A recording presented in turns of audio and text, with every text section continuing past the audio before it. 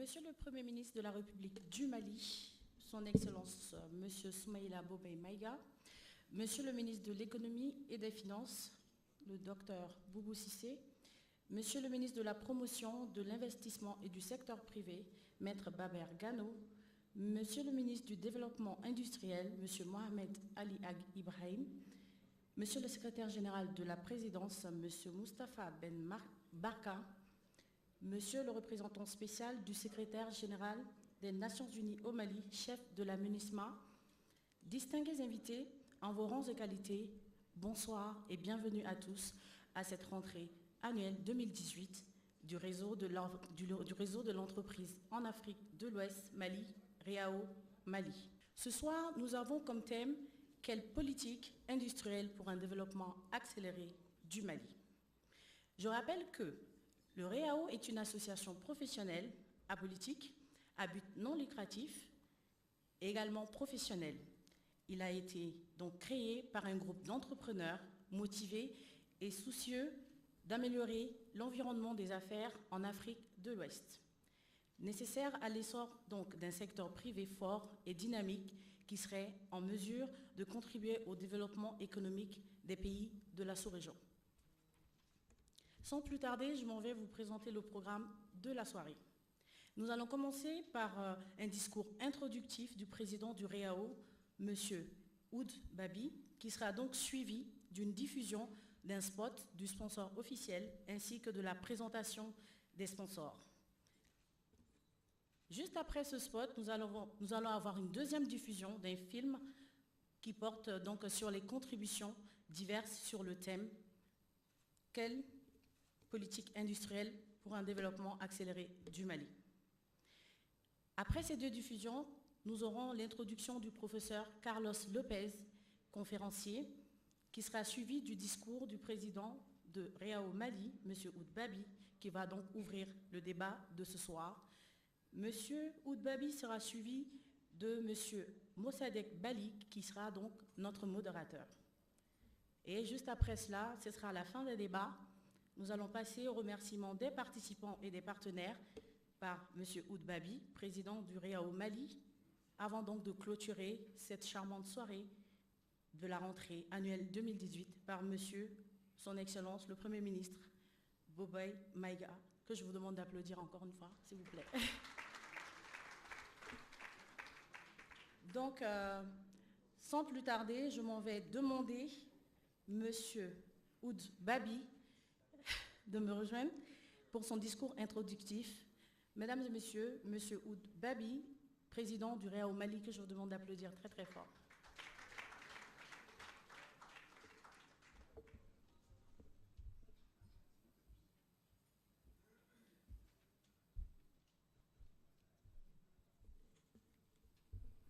Bonsoir tout le monde.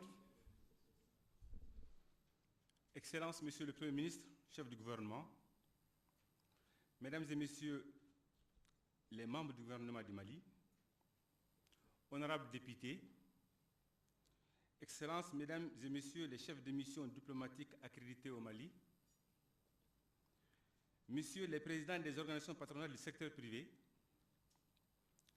Messieurs et Mesdames les membres de REAO, honorables invités, en vos rangs et grades, tout protocole observé. Je vous dis bonsoir. Notre organisation a choisi comme thème pour cette rentrée annuelle « Quelle politique industrielle pour un développement accéléré du Mali ?» Parce que l'industrialisation est une voie incontournable qui permet à un pays sous-développé de se développer d'une part, et d'autre part, l'industrialisation locale endogène est la solution pour vaincre le chômage et la pauvreté des pays sous-développés. 2. Parce que sans activité industrielle, le processus de développement d'un pays reste inachevé. Enfin, 3. Parce que c'est l'industrie qui permet la transformation des matières de base dans l'agriculture, dans l'élevage et bien d'autres domaines, créant ainsi de la valeur ajoutée et des emplois supplémentaires. Excellences, Monsieur le Premier ministre, chers invités, je rappelle que le Mali est le premier producteur de coton en Afrique au cours de cette année agricole. Le Mali est le premier exportateur de bétail de la CEDEAO. Le Mali est le premier producteur du riz de l'UEMOA. Le Mali est enfin le troisième producteur d'or en Afrique. Nous devrons avoir une vision prospective de notre croissance en bâtissant notre industrie sur la base de nos avantages comparatifs. Mesdames et messieurs, chers invités, pour atteindre ces objectifs, nous estimons que nos décideurs publics doivent accorder une attention particulière aux 24 propositions de solutions de l'Organisation patronale de l'industrie pour la relance de l'industrie malienne, en vue de trouver une solution intuitive aux maux de l'industrie qui sont, entre autres, une concurrence déloyale due à une mauvaise application des textes communautaires et nationaux, un manque d'audace dans les réformes, un déficit dans la culture industrielle, une commande publique non orientée vers les produits nationaux, un arbitrage budgétaire défavorable à l'industrie, près de 0,03% du budget. La conséquence de tous ces maux se résume comme suit. Un PIB de la manufacture de 6% au Mali contre 11% dans la zone UEMOA, avec un taux de 15% pour le Sénégal et 19% pour la Côte d'Ivoire. Un nombre d'unités industrielles de 800 unités, dont seulement 100 unités dans le secteur formel. Quand le Sénégal et la Côte d'Ivoire comptent respectivement 3 000 et 6 000 unités industrielles formelles. Le Mali est le premier importateur de produits industriels dans l'espace UEMOA. Le déficit de la balance commerciale est près de 400 milliards. Les industries tournent autour de 50% de leur capacité, faute de débouchés. Un déficit d'infrastructures et d'énergie. Je rappelle que la Société Énergie du Mali a demandé à tous les industriels, depuis un mois, de s'effacer du réseau de 18h à 2h du matin. Excellences, Monsieur le Premier ministre, chers invités, pour renverser cette tendance, nous estimons que nous devons changer le paradigme du dialogue entre les pouvoirs publics et le secteur privé. À cet effet, il faut que les pouvoirs publics et les partenaires techniques financiers mettent le développement de l'industrie au centre de leurs préoccupations d'une façon effective pour que nous assistons à l'avènement des champions industriels nationaux.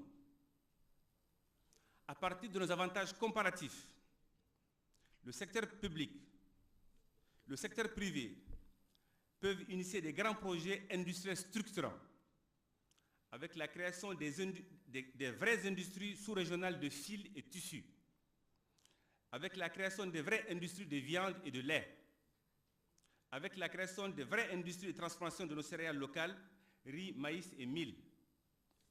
Ainsi, nous pourrons tendre ensemble la main à des dizaines de milliers de jeunes qui sont diplômés ou non, sans perspective d'embauche.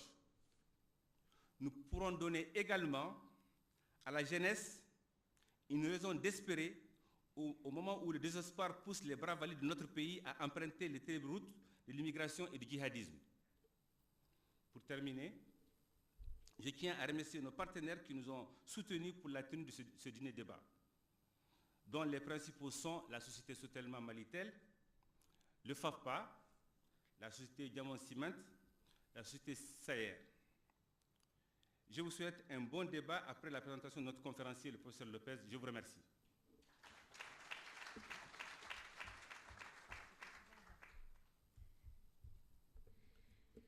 Comme annoncé plus tôt, maintenant nous allons regarder ensemble un spot du sponsor officiel, la Sotelma Malitel, qui sera suivi donc de la présentation des autres sponsors.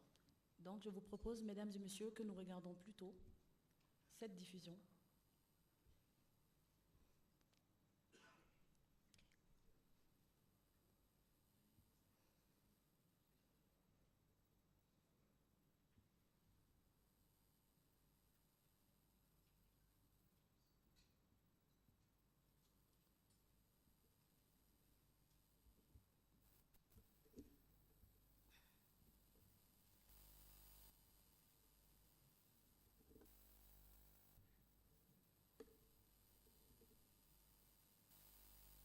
Problème technique? D'accord, nous allons continuer.